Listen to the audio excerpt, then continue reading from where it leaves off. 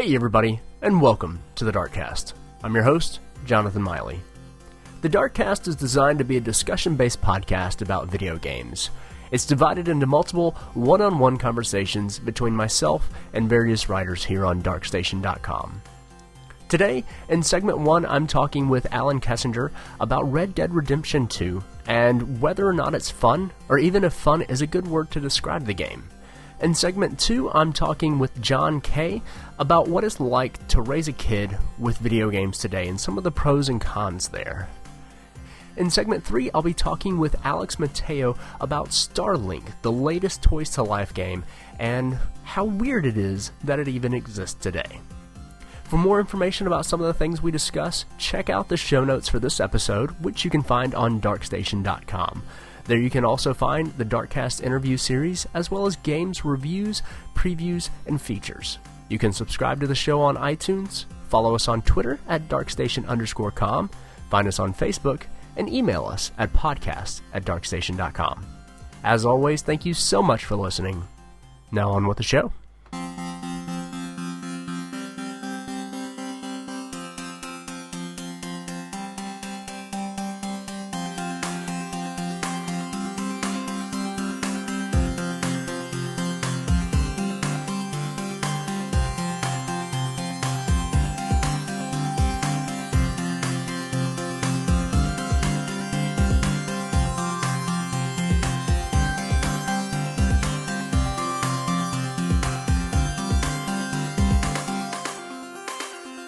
Welcome everybody to this segment of the DarkCast. Joining me today is Allen Kessinger. Hello, and Jonathan, it still sounds really good to hear you say that.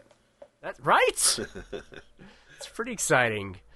Ah, man. So we are back to talk about more Red Dead Redemption. Last time we spoke about kind of the way the open world feels different than a lot of modern day other open world games that are kind of infected with the Ubisoft-itis, which I've recently been infected with the Ubisoft-itis and been playing a lot of Assassin's Creed. Sure. And I'm sure we'll talk about that at some point. But we're not talking about that today. We are talking about Red Dead, because Red Dead, not just in the way the open world is, but just the way all of its mechanics come together, it's kind of a hard game to describe as fun. Yeah. I can understand that. So it's, I've seen several people talk about it on Twitter, and people remember from the last episode you did the review for it, and you really loved it. And I've been enjoying it a lot too, so the whole reason that I'm playing Assassin's Creed right now is I kind of got exhausted from Red Dead. And it's not because there's so much to do, although there is tons of stuff to do. I would say there's way more crap to do in Assassin's Creed, but with Red Dead, there's nothing that you can do that just takes a few minutes. Right. You can't sit down and be like, okay, I'm going to play this for 20 minutes. Right. Because, nothing only takes 20 minutes. Everything is very deliberate. Everything is very, I don't want to say time-consuming, but basically time-consuming. I think we can be honest about that. I find it very well. Take the first Red Dead Redemption into consideration. You could explore the map, and at any time you could get into your inventory or you can open up your map and you can fast travel as long as you had a camping kit. And you were free to do that at any time. If you were thinking, well, I don't necessarily, I'm all the way in Mexico. I don't want to go all the way to Blackwater, Blackwater on horse. So I'm just going to, open up the map, do the fast travel, and be done with it. There, right off the bat, there's barely fast travel in Red Dead Redemption 2. You can take stagecoaches, but that only works for areas that you've been to already. You can't just go to Valentine and then go to Rhodes or Blackwater or any of the other stagecoach locations until you've actually been there. You can take a train, sure, But an honest to God fast travel system isn't unlocked until you've invested quite a bit of money in your camp.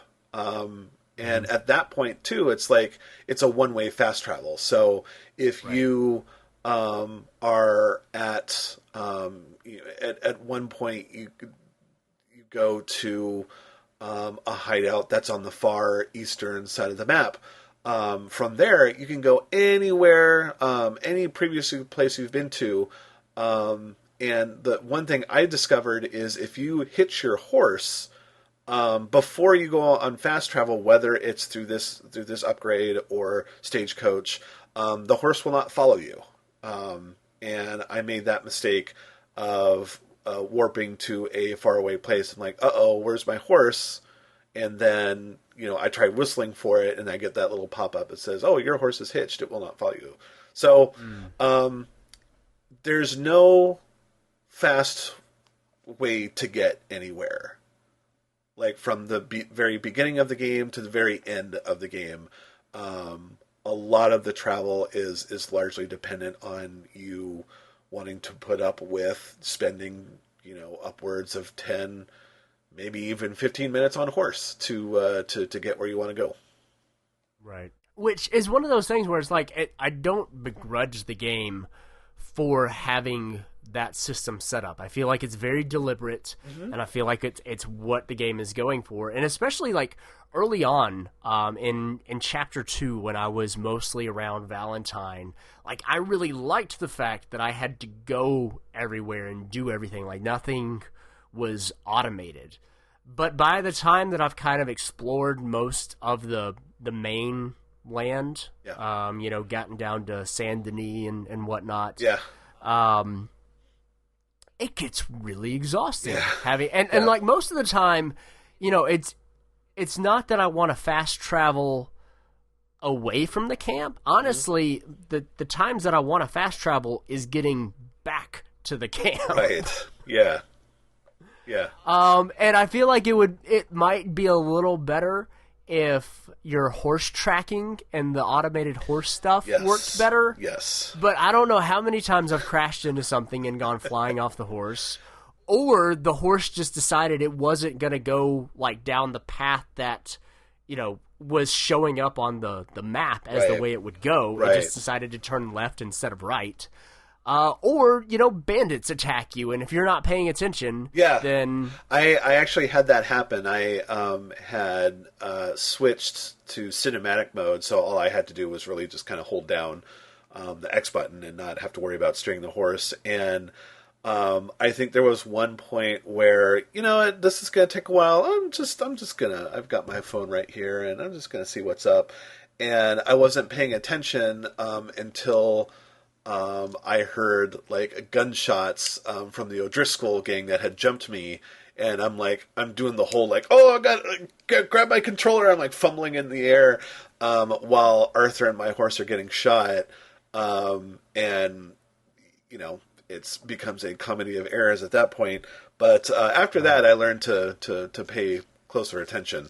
But it's funny that you say that with the horse tracking, because for the most part, I didn't have too much of a problem with it. My only problem was when I'd regain control, like I take myself out of cinematic mode and just mash on the X button to get that horse running and not really paying attention before smacking into a tree.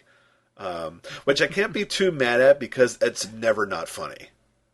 That is true. It is true, though. It is become... Every time that happens for me, I then spend the next 5 minutes petting the horse, feeding the horse, brushing the horse. It's like, I'm so sorry. Yeah. Honestly, like, you were stupid enough to run into a tree. Right. But at the same time, like, I feel like it's my fault. Yeah. For sure. And it's funny, I remember talking to Joel about this, but I had one instance where I had accidentally plowed into another guy on his horse.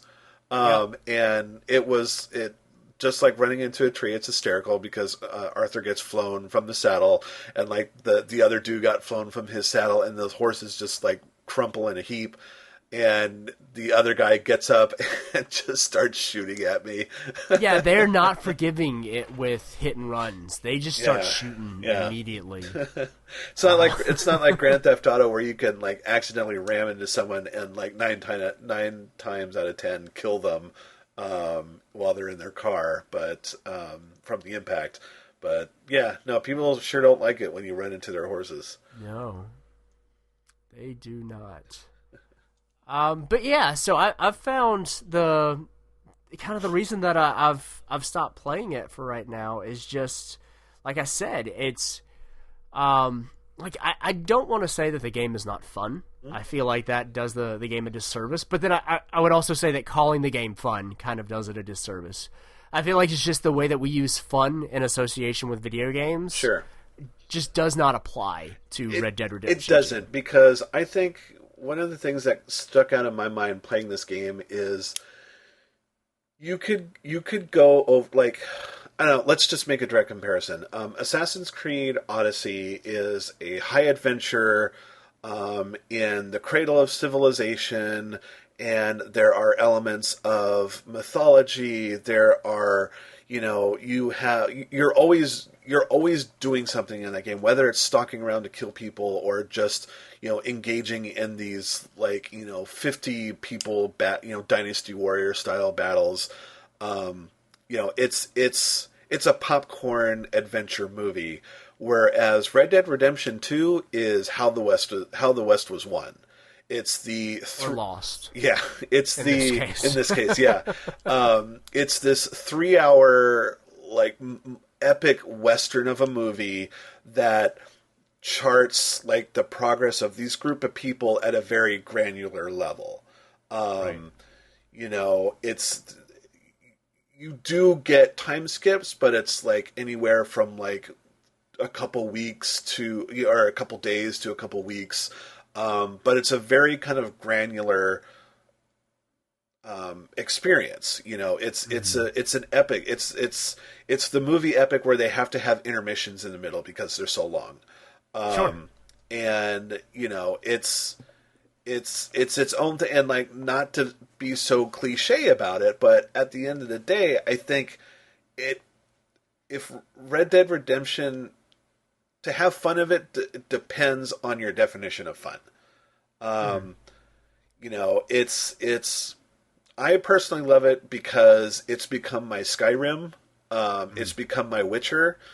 And I am finding fun in exploring this massively detailed, beautiful world of 1800s America, where it's still you can't, and I haven't ventured to the Midwest very much, so I can't say this for sure, but being able to kind of trudge through places you probably don't see anymore. I mean, probably just don't exist. I mean, just that complete lush, untouched, pieces of land.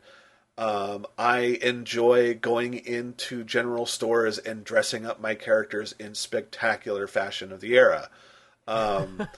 There was a period of time, doing the review for this was difficult because I had to speed through a lot of it, and I finished the story, and I am primed to go back and start over, and take even more time with it. But there were things I wanted to do, if I find myself in the city, I'll buy new clothes, I'll buy new gear, I'll talk to the sheriff and get bounties. But if the sun goes down while I'm there, I'll go hang out in the saloon. I'll eat food. I'll drink whiskey. I'll play card games until the sun comes up, and then all right, back to the task at hand. It's the closest. It's the closest I'll ever get to playing cowboy. And for me, that's fun. But I totally understand, for other people, especially used to, the modern day, conveniences afforded to games like Grand Theft Auto 5, that this may not be kind of what they're looking for. I mean, it's I feel this is more of a character drama than any other Grand Theft Auto game because, you can't fall back on fancy cars and stories that make sense today, like, taking pictures for paparazzi and chasing celebrities around and stuff like that. Whereas with Red Dead, I mean, it's like, you've got, you're helping someone find dinosaur bones. You are, helping somebody. Like one of my favorite stranger quests in there is when he sends you out to interview all these different retired gunslingers for a biography.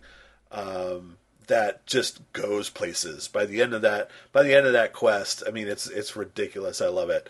But I mean, it really is. Yeah, I mean it depends on what you think is fun and kind of what you want out of a open world game. I mean, do you want a game like Skyrim where you can't fast travel and you have to, physically go to each place on foot or on horseback? I know people love doing that. I like doing that for a while. But yeah, it really kind of depends what you're looking for. And I know that's kind of a non-answer, but it really honestly believe is Red Dead Redemption 2 fun? That's a difficult question to answer because it's going to vary from person to person. And, I think there are a lot of games that are like that just because of what they offer and that, it's different for pretty much any game, but some games can be fun for somebody and some games Sure. can be not fun for somebody else. Like, I think a great example is Deadly Premonition. I think that game is fun as hell. It plays like crap, but it is fun as hell. Absolutely. This is just, I feel like this is a game that is a little bit more in people's, vision or in people's sightlines than something like Deadly Premonition, because that was, it came out as a budget title, didn't it? It did, yeah. Like $20 or $30. $20. So, that's a game heavily inspired by Twin Peaks and Resident Evil 4, and it wasn't, like, it didn't need to sell a bajillion copies to make money or anything. No. And so there are a lot of people that, maybe listening to us right now and have never heard of that game. You should totally play it right now. Entirely possible. Yeah. I'm kind of surprised we haven't seen a remaster of that on modern consoles. They did one for PS3. They did a director's cut that had that had an epilogue, but but that just had like the DLC and stuff. Though, sure, right? That wasn't. I mean, like a PS4 and Xbox One version of the game. Yeah, I see. Yeah. I'm kind of surprised that hasn't happened. I'm not. But so what I'm saying is, I feel like Red Dead is a thing it's going to be in more people's view than something like Deadly Premonition. And therefore, the divide between people liking it and hating it is going to be much larger. Yeah. Yeah. Because most of the people that are going to go for Deadly Premonition probably already know that they're going to like it. Right. And the few that think they will and don't will more easily shrug it off than somebody that goes into it expecting... Red Dead or Grand Theft Auto 2, right? Yeah, and is horribly surprised. and I think too, like Red Dead Redemption 2 is unique in that there's nothing else like it right now. There are no video game westerns. We could spend an entire day. Just listing PS4 and Xbox games and Switch games for that matter that are fantasy driven or sci-fi driven. There are no video game westerns. They're at least in this generation. I mean, I know there was some stuff the PS2 Xbox era.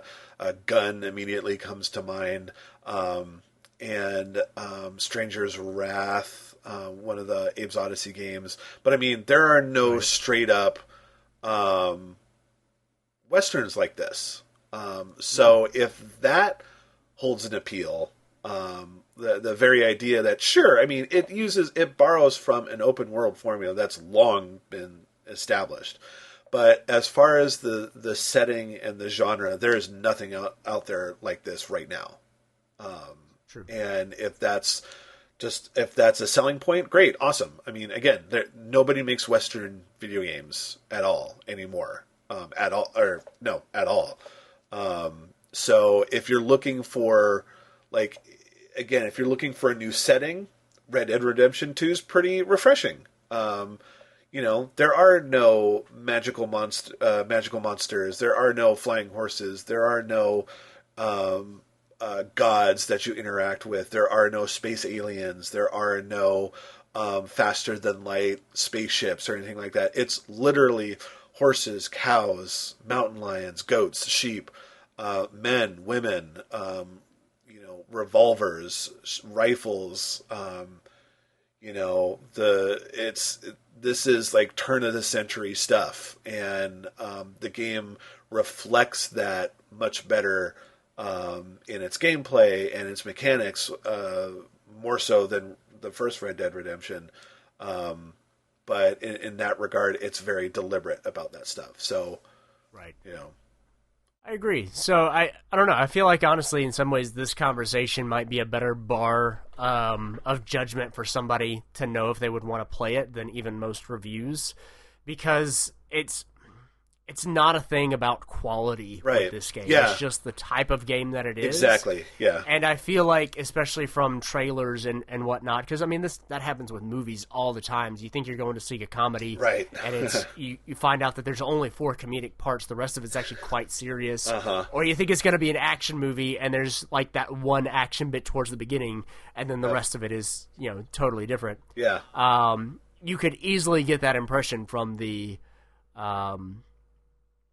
trailers of this game. It's a very I don't want to say slow, again, because, like, there's so many words that we use that generally denote something negative, like calling it a slowly paced game. I wouldn't call it slowly paced. I would call it very deliberately paced. Like, but like I would say, like, without any negative connotation, yeah, it's slow paced. It totally is. I just don't want anybody to think that I'm saying that in a negative sense. For sure. I think there's always got to be, with this particular game, I think there's always got to be that qualifier. It's like, I don't mean this in a bad way, but so on and so forth. Because, I mean, it's true. That's what it is. I mean, it's a slow game. Like, I wish... Maybe there is. I just can't find it. But I'm dying to know how many hours I've put in with this game. And as far as, like, your list of save games, it just lists percentage, story percentage, like most Rockstar games typically do. But I mean, and this is kind of not fair to say because I had to rush through most of it. But I'm sure. There are a couple chapters in that game that if I were playing just a few hours a day, it would probably take me weeks to get through. I mean, it's dense, it's slow, it's it's very deliberate. All those words, but again, I qualify that by saying not in a bad way. Absolutely. And yeah, I mean, and in fact, I can see. Without saying too much, like, I'd be very interested in hearing what the conversation gets to be regards to the epilogue, because I loved it. I absolutely loved it. Like, I couldn't have been happier. Couldn't have been happier with the epilogue of this game. But I could see a lot of people kind of maybe being turned off by it. Maybe. I don't know. Maybe I'm not giving people enough credit. I just remember, I don't know. I feel like this game could end up being like BioShock Infinite, where there was that big honeymoon period where everybody was gushing, and then like a year later you had one group that was still gushing about it, and then you had another one that was staunchly against it. And I certainly hope that doesn't happen. I don't think this game deserves that, but I think the direction it takes for its epilogue is interesting. And again, speaking speaking as me, loved it. Absolutely loved it. So, I don't know. Well, this game goes places. I'll tell you that much. All I'm going to say, Alan, is that don't put too much faith in people. People are dumb, panicky, dangerous animals, and you know it. Yep. The person is smart, but people are stupid. Yep. 1,500 years ago, everybody knew the Earth was the center of the universe. 500 years ago, everyone knew the Earth was flat. 15 minutes ago, you knew that we were alone on this planet. Don't tell me. Imagine what you'll know tomorrow. Don't tell me. Don't you dare. Men in Black. Yes. Ah. Boom. One of the best quotes ever. Yeah. Because I don't know about the fact that if aliens are on this planet, that would be weird. I don't know that. But the rest of the quote is totally true. No weirder than anything else that's happened this year. Oh, that's true. That's not the end game to Red Dead Redemption 2, is it? There's aliens. I didn't. Okay. No. Cool. All right. Well, Alan, I think that about does it. Yeah, I think for this section. I figure if this goes on any longer, I'm going to want to start spoiling stuff, and I don't want to do that. I appreciate it, and I'm sure everybody else does it well. I'm sure we'll have some sort of spoiler cast sometime in the future once everybody has had ample time to play through it. That'd be fun to do. Yeah. But thank you for joining me today, thank you. We'll be back, to talk next time. Great. Looking forward to it.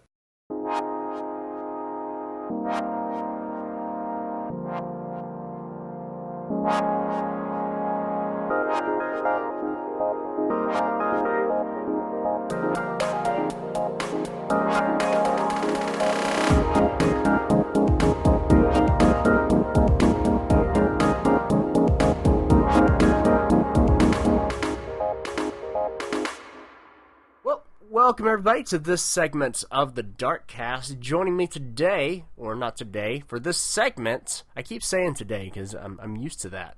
But for this segment, we've got John Kay on board with us. How are you doing, John? I'm excellent this evening. How are you? I'm doing good. Today, we're sitting down to kind of talk about what it means to be a gamer dad and kind of growing up with kids with video games, because today is a very different world than when I grew up, and it's a different world than when you grew up.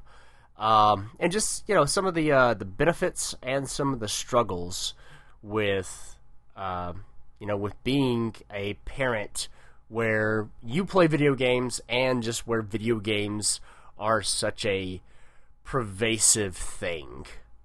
So I guess, let's start off with one of the good things.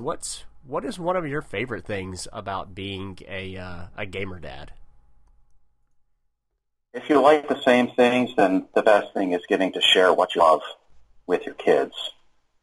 It's better than sharing it with your friends. It's really better than anything. Nice. Especially if you have a favorite game and they end up loving it too. Do you have a favorite game that one of your kids loves?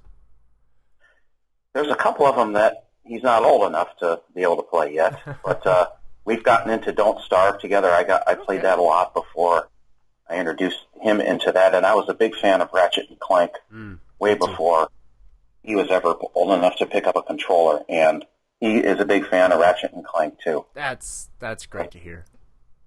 And so he has actually gone back and played some of my old Ratchet and Clank games after I got him into those. Oh, nice. So that's being able to share those is great. Mm-hmm. See the fun that someone else has. Yeah, I'm not a parent, but I do have 3 nephews and a niece, and the oldest nephew and the niece. That has kind of become my role of like being the fun uncle. They have an Xbox, and so I supply them with video games every birthday and Christmas and whatnot, which that's a really cool thing to experience. Before they got an Xbox, I was like the sole video game experience for them every time that they came to my house. It's like, yeah, we get to play whatever crazy new thing that, Uncle Jonathan has. Which, that just makes you feel good when you get to kind of impart joy on somebody, Yes. It's a pretty nice feeling. You got to be the cool uncle. Yeah, and thankfully I'm still the cool uncle. I'm sort of ready, but not really. But I'm kind of mentally ready for one day I'm not gonna be the cool uncle, because I've gotten old enough to realize that childhood is not a thing to try to shrug off and move past, but it's a thing to cherish and enjoy. And because I know that I did that when I was a teenager, I'm pretty sure and can assume that at some point my niece and nephew, they will do the same thing, where the way that I am right now, I won't be cool anymore. But then eventually they'll circle back around and and join me on this side of things. As the uncle, you might always be cool. Maybe. Might be okay. You're not the parent. That's true. That is true. We can hope. If you end up being a parent, you'll be the uncool one for sure. I enjoy being cool, so I may just stick to the uncle gig. But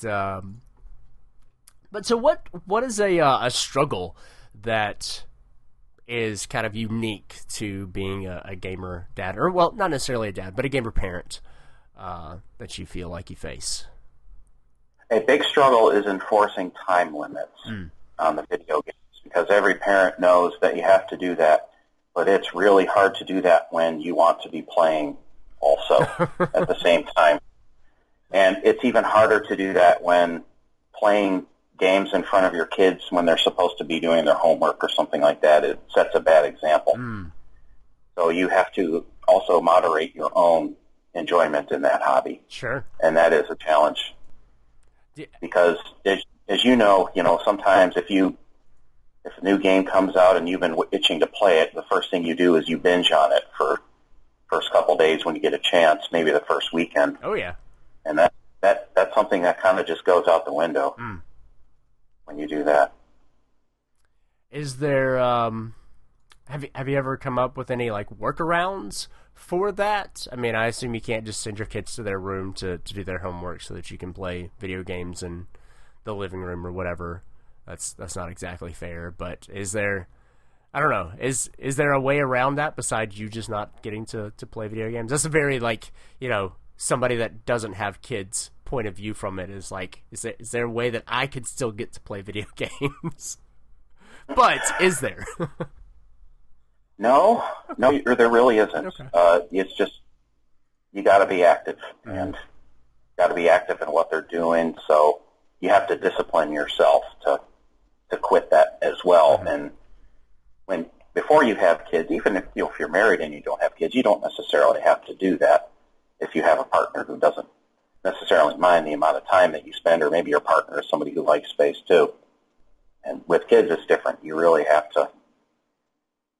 to participate. You got to pay attention. You got to not set bad examples. Sure. Absolutely. Yeah, my nephew is really into Fortnite these days, and I feel really old. Fortnite is the game event that that makes me feel ancient because I don't get it. And my oh God, it's not my aunt, it's my sister-in-law. There we go. It's my brain was not working there for a second. My sister-in-law and my brother, they basically have a rule for my nephew that he can take an electronic device to school with him, but if he does that, he can't play video games when he gets home. But he can still watch TV and stuff as long as he gets done with homework or whatever. And when he is home, if he's watching TV, he has to do some sort of exercise. So they have a treadmill, and so the workaround that he's figured out, though, is that he can take his like iPad or whatever he's got. I don't even know.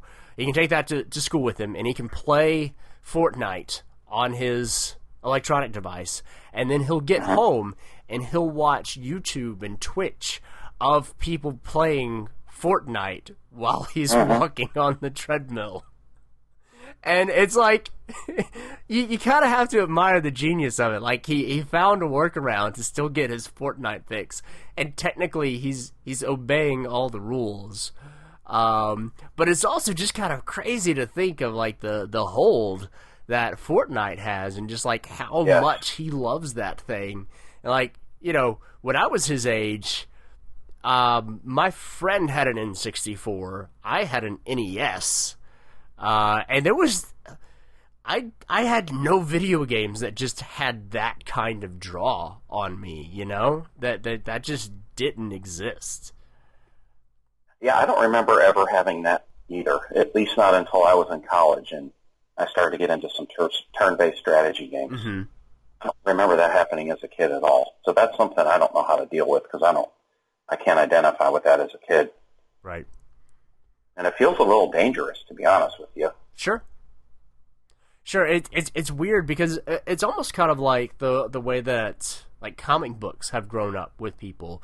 You know, you've got this medium that was originally created for kids, and then the kids that grew up with it became adults and continued to enjoy it, so they adapted that medium for themselves as an adult, but then that medium still has an appeal to kids, but now it's no longer actually just geared toward kids. And yeah, no, I feel like it's definitely, I mean, really the only word is dangerous. Like it's weird, and that's weird to say. Like we write for a video game website, and it's a thing that I really enjoy and want to see as an industry and an art form thrive. But then at the same time, you know, it's also a money making thing, and I remember the first game where it was kind of crystal clear the way that you can make a game that just triggers those like pleasure centers in your brain and makes you want to do just one more thing. I was playing the last Dragon Age game, where literally I feel like you can't go 20 seconds in that game without getting some kind of update to something. You know, you've got multiple different meters that you're filling up. You've got your kind of like overall like political power that you're gaining as you do things. You've got these different meters for like your hold on an area. You've got your normal like RPG leveling system. You've got your relationships with characters growing. You can send people out on missions. You can upgrade your castle. Like there's all these different systems. And because there's so many of them, you're literally like advancing in some way in every single one of them, and you're hitting some kind of like milestone in one of them so quickly that it's constantly tickling that side of your brain. It's just like, oh my god, I feel like an addict while I'm playing this, and I don't want to like stop playing it because it is like. It is engineered to make you just want to keep going into it. And I'm an adult playing this. I can't imagine being a kid and having that sort of thing available. Yeah, you as a kid, you lack the understanding of your own brain that you have it as an adult.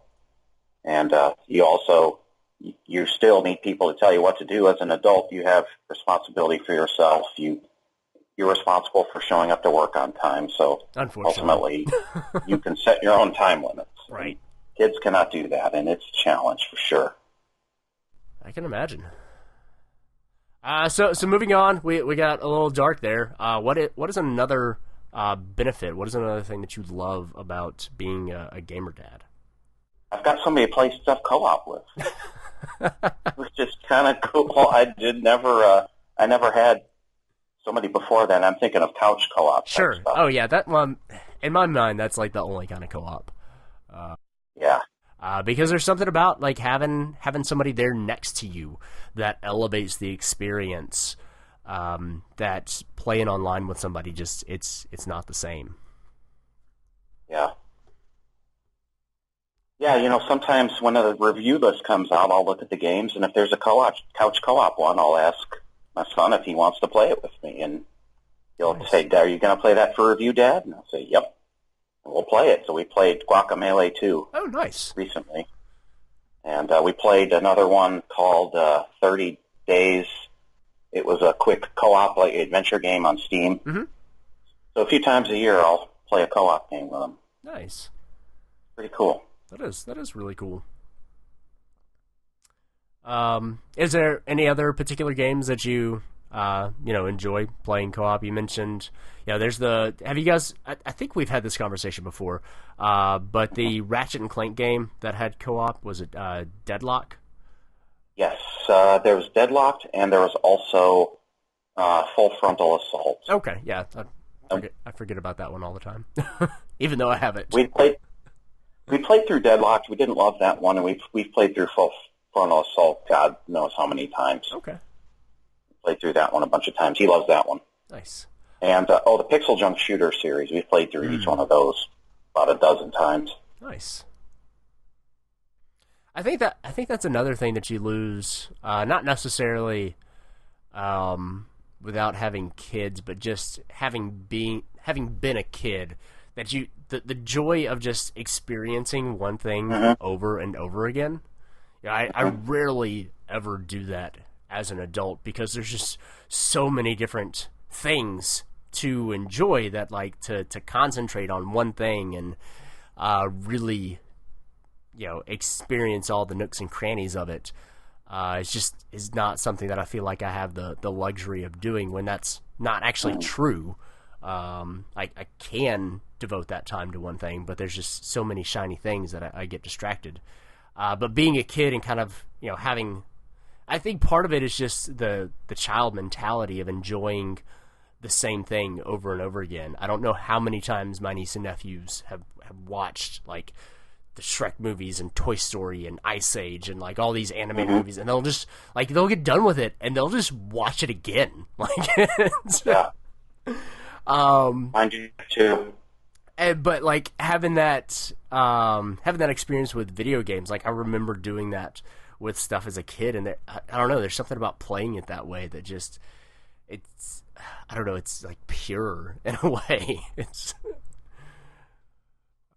yeah, he sometimes asks me if I'm going to go back and replay this game or that game, and I'll say, nope, I got a whole list on the backlog to play through. Right. I guess he just can't understand that. Sure. He doesn't have that same feeling that I do. Yeah. But he's played Breath of the Wild a few times, and I've only gotten through it once. Okay. Well, what's another thing that's kind of a struggle as far as being a parent in video games? If he can't play video games, you kind of have to yank him off, and you interrupt that dopamine flow, then he gets really cranky for a while.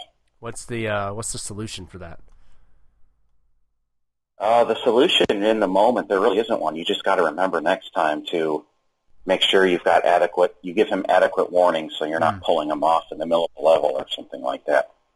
We've gotten better about that, but we used to say, okay, after an hour, okay, hour's over, it's time to stop, and he just started a round of Fortnite or something like that, and my son plays Fortnite like it's his job if he could,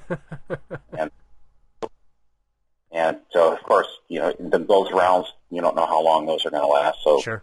He would get angry if you pulled him off of something like that, and we've gotten better about doing that, kind of giving him a warning way ahead of time. Yeah, and that I feel like depending on how young your son is, like an hour is a giant amount of time that, like, once it's over, it can seem like it just flew by, and so it's, I don't know, I see it in my niece and nephew sometimes where it's like, okay, you got 10 minutes left, okay, you got 5 minutes left, like, okay, as soon as this match is done, it's over.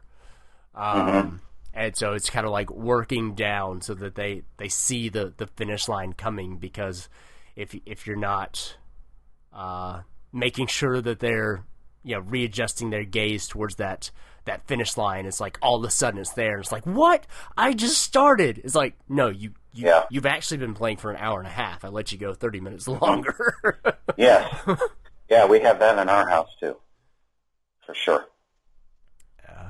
Now, in our house, time on video games is kind of like a currency that they can earn by doing homework and playing the violin. Okay, that's pretty cool. You can bribe your kids by with video game time. You can get them to do a lot of stuff you couldn't otherwise get them to do. That's pretty funny. That makes sense, though. Well, is there any video games kind of coming out in the near future that you are excited to experience with your son? Oh, yeah. We both play a ton of Don't Starve. Okay. And a new expansion pack for Don't Starve just came out on early access, I think, today. Oh, nice. So when I get home tomorrow, I'll probably get it on early access, and maybe we'll immediately dive into it. It's not a multiplayer necessarily, but he could play it on the computer, and I can play it on the laptop at the same time in separate worlds and enjoy it like that. So almost like the old school couch co-op where it didn't actually have multiplayer and you're just passing the controller, but you're just playing it at the same time. Yeah, it's kind of like that. We do that a lot. Nice. Now, I think I do see the effects that sometimes people talk about in the kids where the games do a good job of training their brains to solve problems. How so? He's gotten into... I got him into a game called Big Pharma, which is an economic simulator tycoon type game. Yeah, I'm familiar with Cliffsky, I think is the guy's Twitter handle. I talked to him about Democracy 3, I think, years ago on the DarkCast interview series. But he likes it.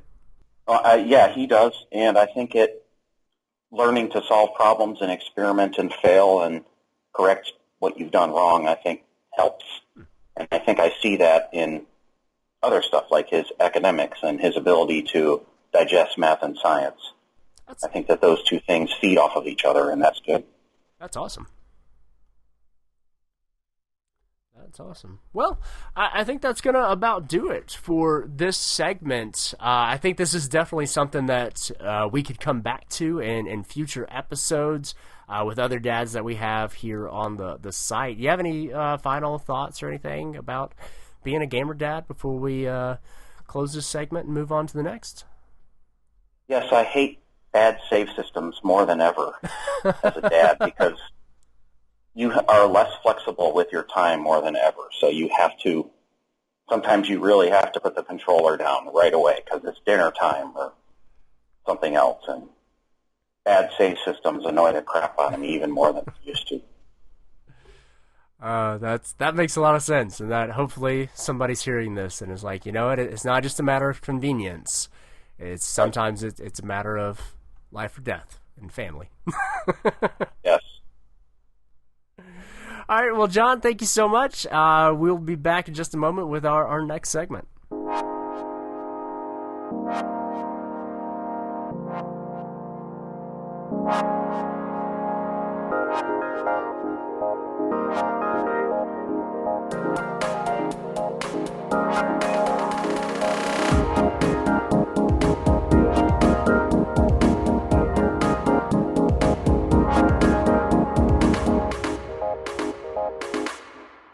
Welcome everybody to the DarkCast. Joining me for this segment for the first time on the new DarkCast is Alex Mateo. How are you doing? Hello there. Good. How are you? I'm doing good. I'm glad to have you back on the show. It's been a while, but then again, it's been a while for everybody. So glad to have the show back and to be on it again.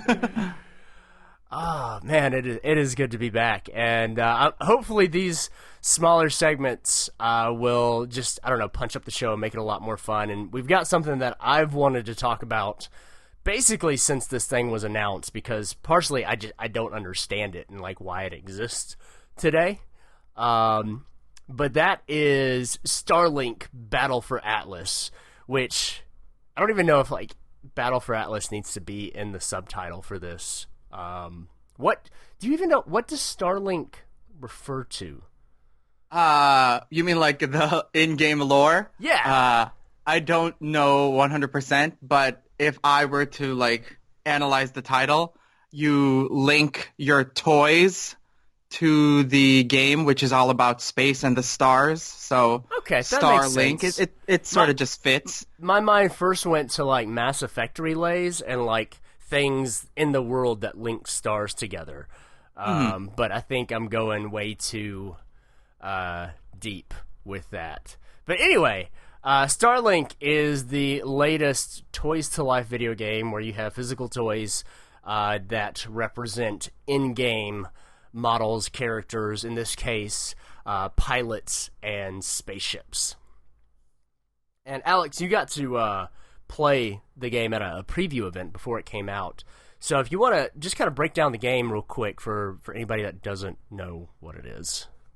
Okay, so Starlink is basically, it's an open world game, first of all. So, you know, it has the typical, like, you know, you are free to go wherever you want, and then you solve missions, and then, you know, I assume that it converges together and, you know, stuff like that.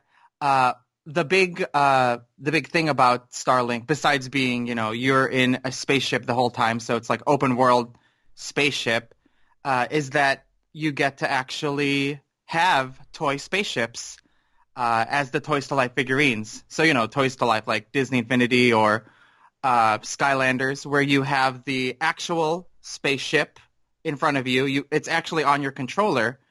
You put in a pilot, which it's, you know, it's like your character. You have special abilities, and you level up that character. And then on your spaceship, you attach weapons. So you have like elemental weapons like fire or ice, and then you also have types of weapons, so either missiles or, you know, blasts, etc. And what's cool about it is that, you know, so whatever you put on your controller, the spaceship, the pilot, the weapons, it comes to life in the game, and you can go around, do missions, whatever in the game with it. But it's not limited to just, say, a spaceship and a weapon on each side. You could have a spaceship with 3 weapons on one side and, like, 0 on the other, or, like, 2 weapons on either side, or just some kind of weird mix where you could have, like, all of these weapons coming out of each other. It looks really crazy when you when you actually like look at like a picture of a toy spaceship, and it looks just as ridiculous in the game. So it's very customizable. I know there's a limit. I think it is like 3 weapons on each side, but you get to basically do what you want. You just have to have the figurines, at least, you know, if you're playing with the intent of physical Toys to Life. Right. Mm-hmm. So that, I mean, you can't really talk about this game without talking about the toy aspect, the physical component, which, did you play with the physical toys when you did the preview event? Did you actually, like, have a controller with the Starship on your controller? Yeah, I sure did. How awkward is that?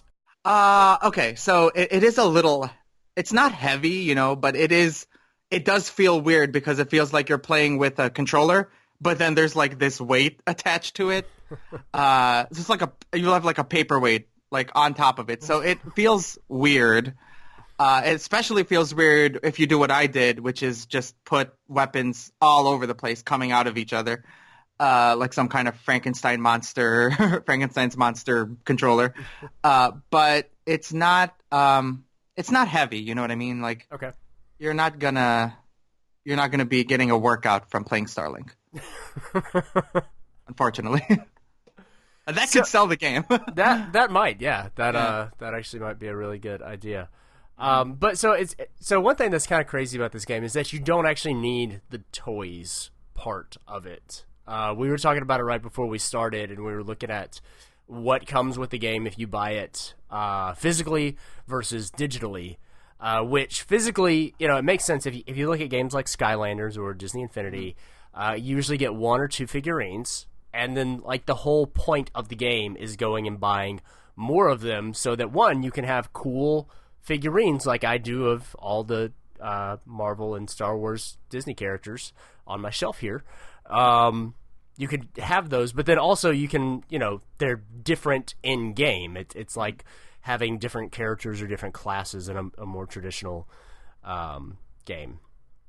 And so it adds like actual components to the video game. But in this case, if you buy the digital version, you get like 5 or 6 digital pilots. So you don't have the physical toy, you just have the digital version, and you get multiple ships. Where if you go buy the regular copy of the game from Walmart or Target or wherever, then you only get one pilot and you only get one ship, and so you're forced to either go buy DLC or go buy more toys, and that just seems weird.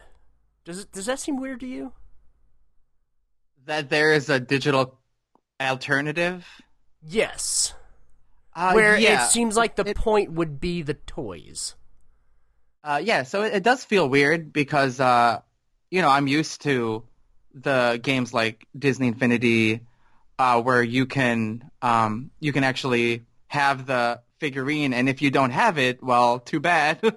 Right. They do not want you playing without those figurines. They want you buying them, to the point where they'll sell the game cheap so that you can spend all your money on the figurines, which easily add up. I mean, I have all the Amiibo, Nintendo's figurines, and that they hardly have functionality in the games, and yet I get them because of having the actual toy. Like, they could just be toys at this point and have no functionality, and I would probably still get them as a collector, just because they're great.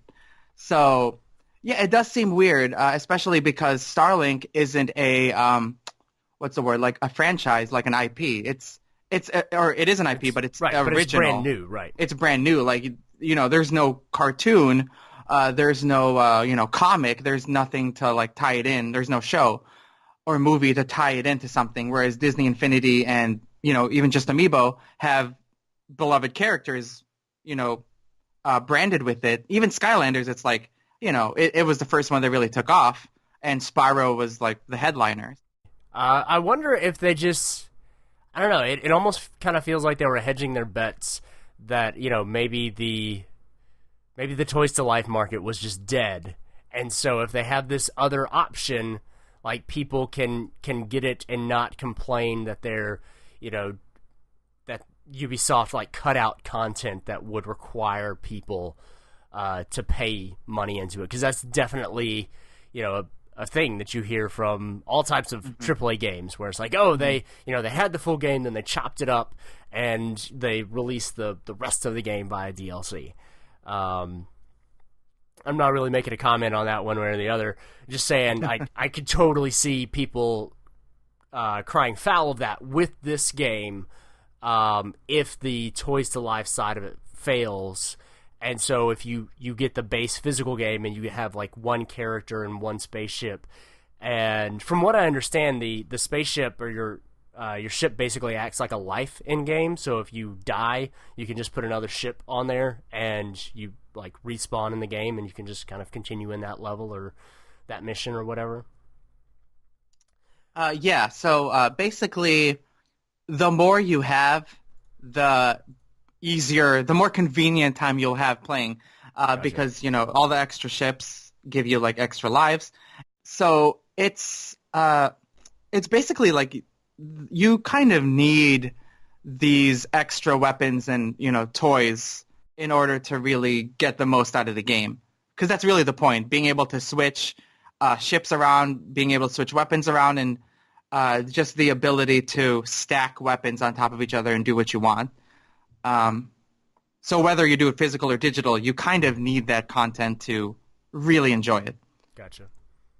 But yeah, so I guess, what I'm left wondering at the end of the day, the game is out. It's real. It came out in October.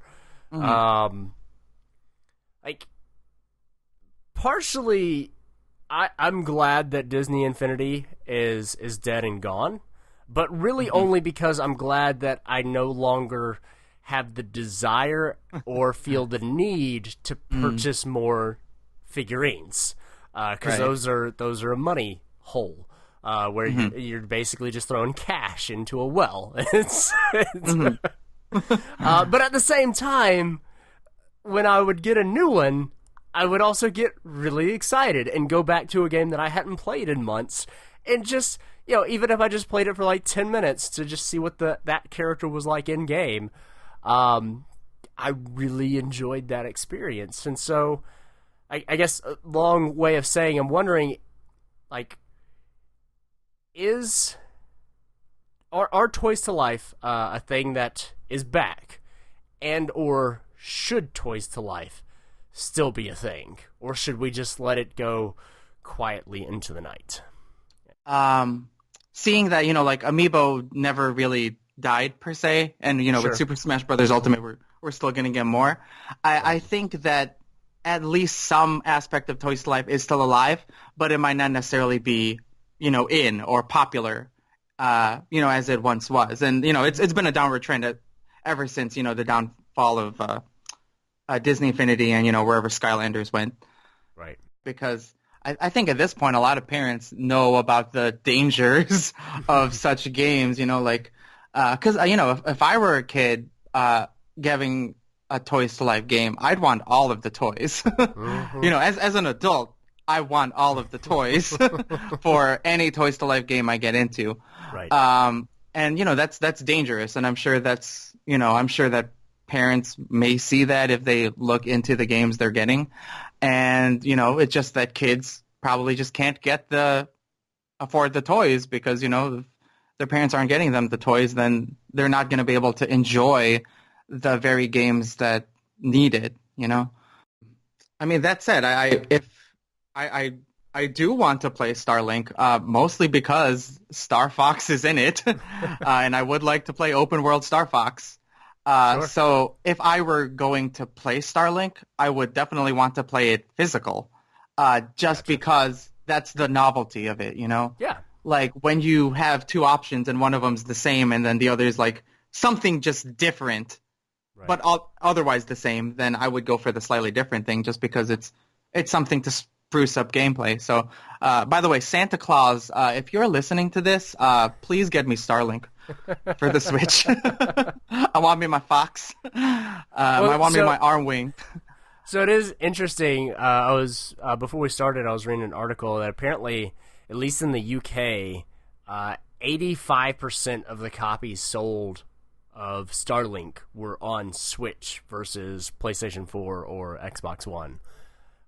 Which I think, I don't know if that's just the Star Fox side of it, or if that's just that, I don't know, there's something about the whole, like, putting it on your controller that feels like it makes more sense with the Switch, just with the way that it's mobile. You're kind of already used to taking the controller apart and stuff, and it I don't know, it just seems like it makes more sense there than it does slapping a, small spaceship on top of my PlayStation controller or Xbox controller. I feel like, and this is coming as, a collector of Nintendo products, I'm pretty sure it's the exclusive R-Wing and Star Fox, figurine. I can't see it being really anything else because I don't think the other versions have an exclusive thing. So basically, this is the one version that has more, and it's not just more. It's like Star Fox. If it was just an exclusive blah character, then it'd be like, okay, I'm still gonna go towards the exclusive, unless it's inconvenient. But this is Fox we're talking about. Exactly, and it's not even just like you get to play as Star Fox through the main campaign. Like, Star Fox has his own campaign, so you literally get more story content on the Switch version than you do on the Xbox or PlayStation version.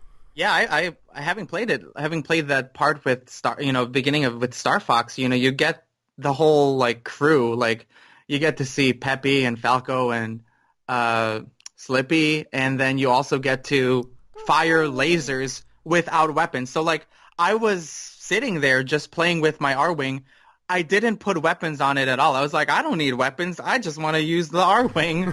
Like, I can just fire my lasers. I can do my barrel rolls. Like, it was enough for me, you know what I mean? And Yeah. I think, if I were to play Starlink, I would really just want to play with Fox and the R-Wing, and then that would, theoretically be enough for me. Hopefully I could get through it without all the other, elemental weapons and such. Right. It's kind of weird because, like a Halo character or something like that seems like it would be a pretty easy fit if it was just, character model that you were throwing in there to have each console have a unique thing. You could throw, the Master Chief on the Xbox version pretty easily, and it would make sense. Like, throwing Mario into this game, I don't think would logically make sense, Right. but Star Fox just is it makes sense, I don't know what you would throw into the PlayStation version. I can't really think of any iconic spacefaring characters, but still, I don't know, this game just baffles me on so many levels. I just want somebody to explain it to me, and I don't think anybody can. I did just remember this tidbit from the preview event when they were presenting the game, and I think that they were, the creators were talking about how Starlink is intended for an audience that is older than the Disney Infinity or Skylanders or Lego Dimensions audience, but want to appreciate, toys and models and stuff like that. How models of robots, giant robots and Gundams and stuff like that are popular in Japan, you know what I mean? Mm-hmm. Just being able to construct something and build toy models and kits. Sure. I think that that's sort of like where they were going for with Starlink, like something for older kids or, even young adults or teenagers probably, where they can enjoy a Toys to Life game but not feel like they're playing a game for kids.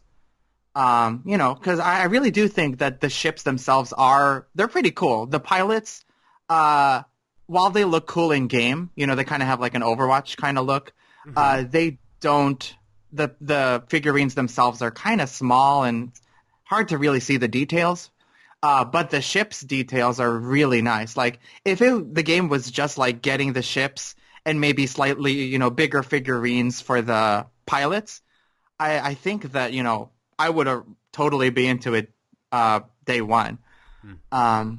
Yeah, but I think that the highlight is the ships and just like making it for a slightly older audience that could appreciate building spaceships and stuff like that. Well, I think that does it on my end. Do you have any final thoughts on Starlink, the battle for Atlas, before we close this segment down? I don't. Besides, do a barrel roll.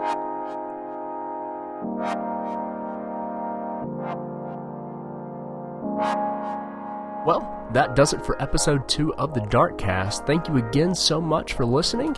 If you want to find out more information about the show, check out darkstation.com. There you can also find the DarkCast interview series, as well as our game reviews, previews, and features. You can subscribe to the show on iTunes, follow us on Twitter at darkstation_com, find us on Facebook, and email us at podcast@darkstation.com. For Allen Kessinger, John Kay, and Alex Mateo, I'm Jonathan Miley. Thanks again for listening, and until next time, have a good one.